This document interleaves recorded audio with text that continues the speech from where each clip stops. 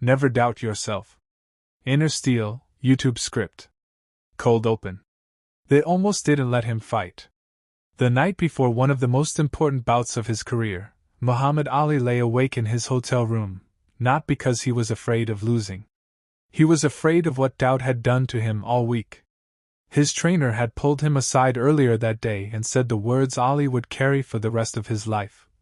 You've beaten better men than this in your mind. The ring is just where you prove it. Ali won. But not because he was the strongest man in that building. He won because he refused, with every ounce of his being, to let doubt make the decision for him. Doubt is not a warning. Doubt is not wisdom. Doubt is the enemy wearing the mask of reason.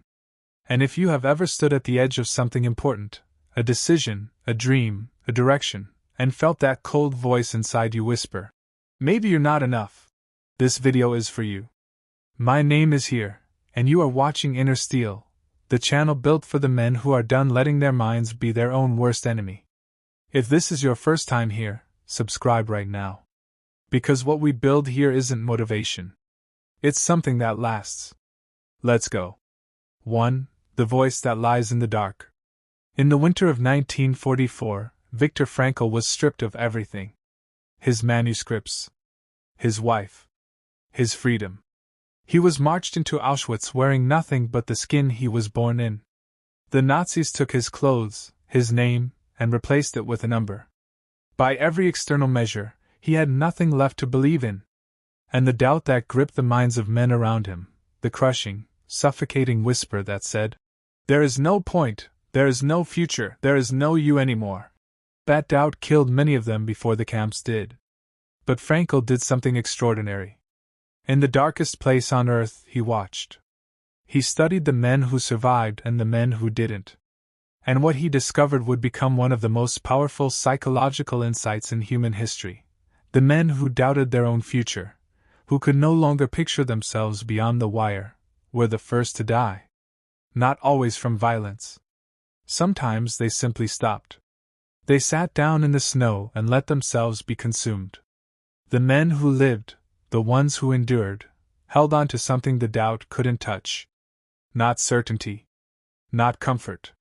Just a refusal. A refusal to let the darkness inside be louder than the light they were choosing to keep alive.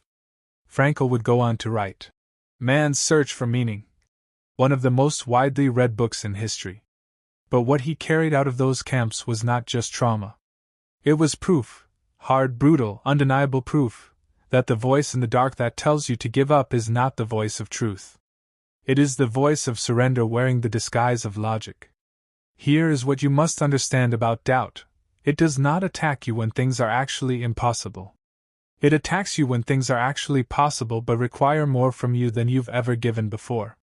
Doubt is the immune response of a smaller version of yourself that is afraid of being replaced. You are not your doubt. You are the man standing across from it. The question is not whether it will show up. It will. The question is whether you will let it speak, or whether you will walk forward while it screams behind you. 2. The audacity to begin. Edison failed over 1,000 times before he lit the world. But the story that matters more than the final invention is what happened somewhere around attempt number 400. A young reporter asked Thomas Edison how it felt to have failed so many times. Edison looked at the man and said something that stopped him cold. I have not failed. I have successfully discovered 400 ways that do not work. Think about what that required. Not genius. Not resources. Not even talent. It required the absolute refusal to let doubt become the narrator of his story. Because doubt doesn't just discourage you, it rewrites history. It takes your attempts and calls them failures. It takes your persistence and calls it delusion. It looks at everything you've tried and says, see? Proof. You can't do this. Edison had the audacity to disagree with that interpretation every single morning. To walk back into that lab and say, I'm closer now than I was yesterday. There is a version of you, a dangerous, capable, terrifying version, that is locked behind the door of self-belief. Most men never open that door. Not because they can't, but because they stand outside it too long, listening to the doubt tell them the room behind it is empty. Beginning is an act of defiance. Every single time you begin something, a new discipline, a new business, a new chapter of your life, you are telling the doubt that it does not own the first move. It never does. The audacity to begin is not arrogance. It is courage with a work ethic attached to it. Men who subscribe to inner steel understand this. The man who starts imperfectly and adjusts will always outrun the man who waits for perfect conditions. Conditions will never be perfect. The doubt will always be there. Begin anyway. Begin like your life depends on it, because in ways more real than you know, it does. 3. The Stoic who rewrote his chains. Epictetus was a slave. Not metaphorically. Not as a figure of speech. He was property. His master, a cruel man named Epictetus, once broke Epictetus's leg as a demonstration of power, twisting it until it snapped, while Epictetus watched him do it, calmly, without a sound. When Epictetus looked up, expecting agony, Epictetus simply said, "Did I not tell you it would break?" What kind of man says something like that? Not a man without pain. A man who has mastered the relationship between his circumstances and his identity. A man who understood, with bone-deep certainty, that his owner could break his leg but could not break the thing that mattered. Epictetus went on to become one of the most influential philosophers in history. His students included Marcus Aurelius, the most powerful man in the known world, who kept Epictetus's teachings close like a second heartbeat. But the lesson here isn't about becoming famous or rising from nothing, though that story is real and it is remarkable. The lesson is about what doubt cannot reach when you understand what is truly yours. Epictetus taught one thing above all others: there are things within your control and things outside it. Your opinions, your desires, your responses, your identity. These are yours. Everything else, what people think, what circumstances arise, what the world throws at you, is not yours. Doubt, in most men's lives, is an invasion of external opinion into internal identity. You start to doubt yourself because someone else didn't believe in you. Because the market didn't respond. Because a relationship ended. Because results haven't come fast enough. You take something that lives outside you and you drag it inside and let it set up residence in the place where your confidence should live. Epictetus, with a broken leg and a life in chains, refused to do that. He built his inner world into something no man could enter without permission. You have that same capacity. Right now. Today.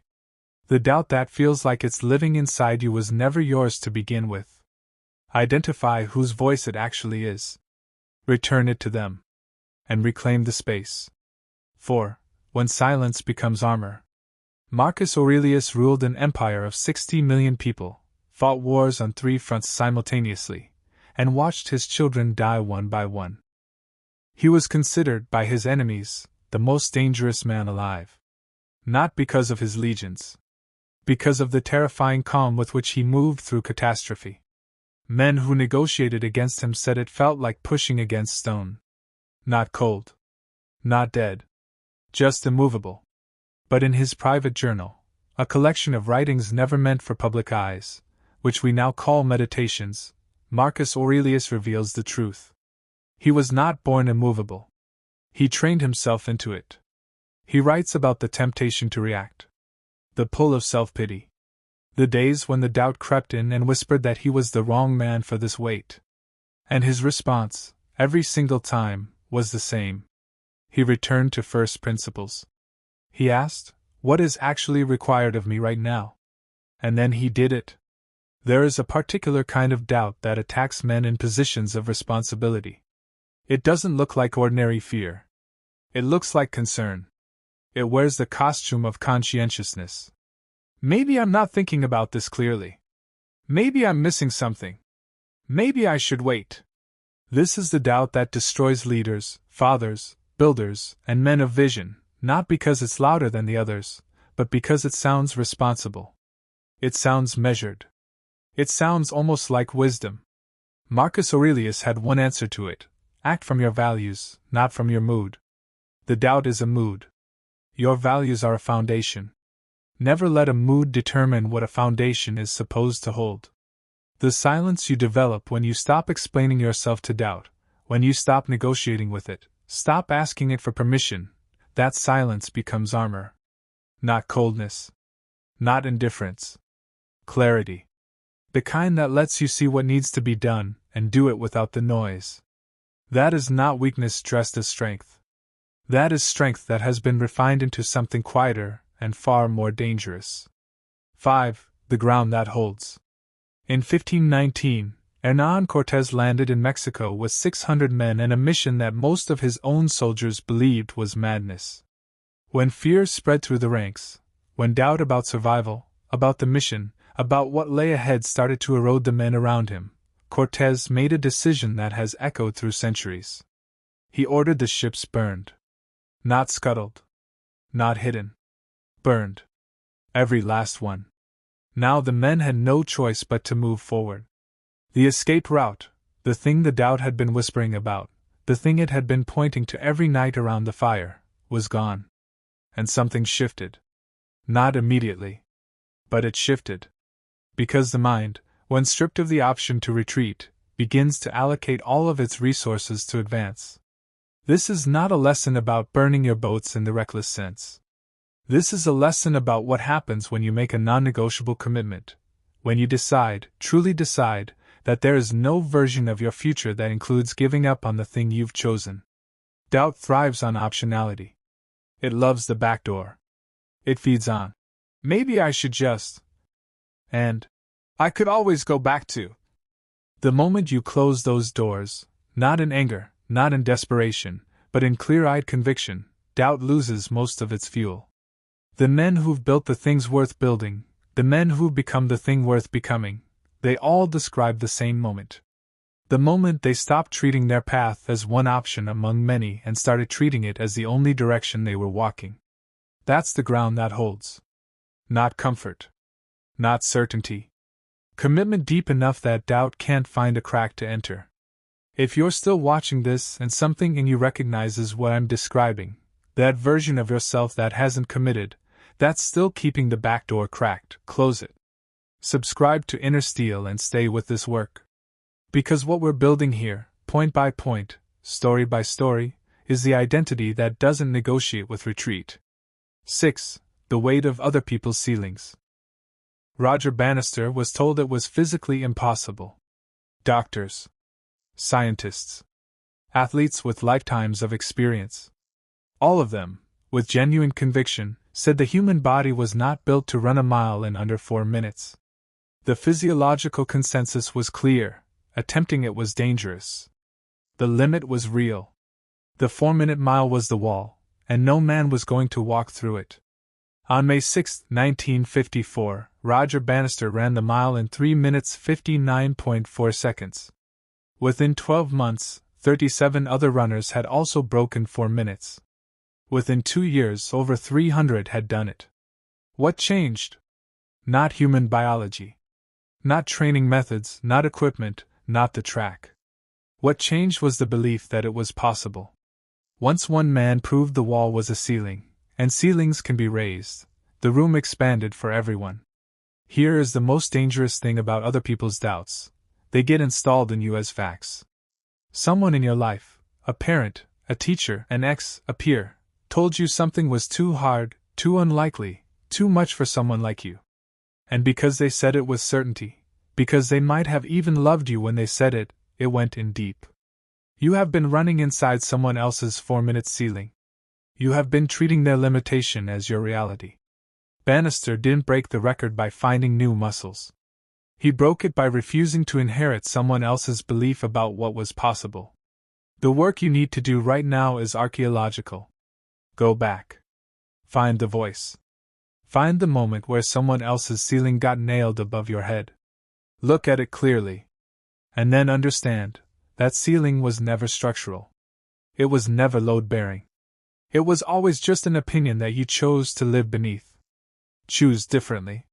Today. Right now. The air above that ceiling is yours. 7. What failure is actually teaching you. Michael Jordan was cut from his high school basketball team. He was 15 years old. He rode the bus home, walked into his house, went to his room, closed the door, and cried. Not for an hour. For most of that day. He would later say that being cut was the most important thing that ever happened to him. Not because of the lesson people usually attach to it, that rejection builds character, that adversity is good for you. He said it because being cut made him so angry, so certain that the coach was wrong, that it converted his doubt into fuel he burned for the next 30 years. That is the thing about failure that doubt doesn't want you to understand. Failure is not evidence that you should stop. Failure is information about what to adjust. Doubt takes that information and narrates it as conclusion, as verdict, as the universe's ruling on your worth. Jordan took the information and went to work. He said he would visualize every game he'd ever played before he played it. He said he would arrive at the gym before anyone else and leave after everyone was gone. Not because someone told him to. Because the failure had lit something inside him that he refused to let go out. The 6 championships, the scoring titles, the defensive records, all of it traces back to a 15-year-old boy who chose rage over resignation. You have had failures. Some of them still ache when you press on them. Good. That ache is energy. The question is not whether the pain is real, it is. The question is who is holding the pen that writes what it means. Doubt will write one story. You can write another. Same events. Completely different trajectory. Write yours. Don't let the doubt be your biographer. 8. The discipline of self-trust. Nelson Mandela spent 27 years in prison on Robben Island. 27 years. For most men, a prison sentence of that length doesn't just confine the body, it dismantles the self. Who are you after 27 years of walls and guards and the constant, grinding pressure of a system designed to make you believe you were wrong to stand where you stood? Mandela emerged from that island and walked to a podium and addressed the world with the bearing of a man who had been waiting, patiently, deliberately, without rage, to continue the work he'd started before the cell door closed. People asked him how he did it. How he maintained himself. How he didn't collapse inward. He spoke about routine. About discipline. About the fact that every morning, regardless of circumstances, he exercised. He kept his cell clean. He studied. He read. He maintained the habits of the man he intended to be, even when the world outside his bars had no interest in that man existing. Self-trust is not a feeling. This is the part that most men miss. Self-trust is not the emotion of confidence. It is not the rush you get when things are going well. Self-trust is a discipline, the repeated, consistent practice of doing what you said you would do, in private, when no one is watching, when the results are invisible. Mandela trusted himself not by talking about his worth. He trusted himself by acting like a man of worth under conditions designed to tell him he had none. Your doubt has probably been loudest during your most private moments. In the morning, before the world needs anything from you.